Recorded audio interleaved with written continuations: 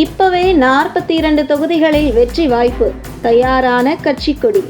அடித்து ஆட தொடங்கிய அண்ணாமலை.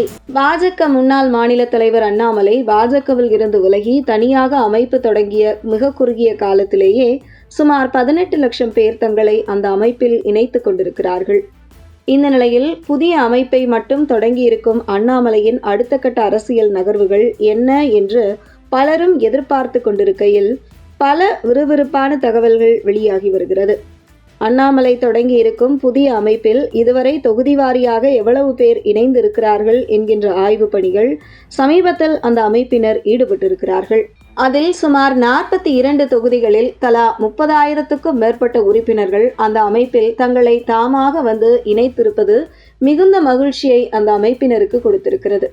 குறிப்பாக சுமார் 42 தொகுதிகளில் தலா 30,000 என இணைந்திருக்கும் அந்த உறுப்பினர்கள் அவரவர் தொகுதிகளில் ஒருவருக்கு தலா கூடுதலாக ஒரு வாக்குகளை அந்த தொகுதிகளில் பெற வைத்தாலே சுமார் 42 தொகுதிகளில் 60,000க்கும் மேல் வாக்குகளை அண்ணாமலை தொடங்க இருக்கும் புதிய கட்சி பெற்றுவிடும்.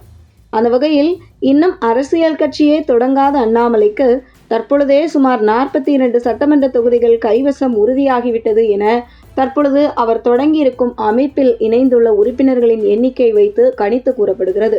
ஒவ்வொரு தொகுதிகளுக்கும் ஒவ்வொரு கட்சி அலுவலகம் தொடங்கும் பணிகள் ஆயத்தமாக தொடங்கி இருக்கிறார்கள். அதாவது 30,000க்கும் மேல் உறுப்பினர் சேர்ந்த தொகுதிகளில் அலுவலகம் அமைக்கும் பணியை முதல் கட்டமாக தொடங்க இருப்பதாக தகவல் வெளியாகியுள்ளது. மேலும் அடுத்த மாதம் கட்சியின் கொடியை அண்ணாமலை அறிமுகம் செய்ய இருப்பதாகவும் ஒரு தகவல் வெளியாகியுள்ளது.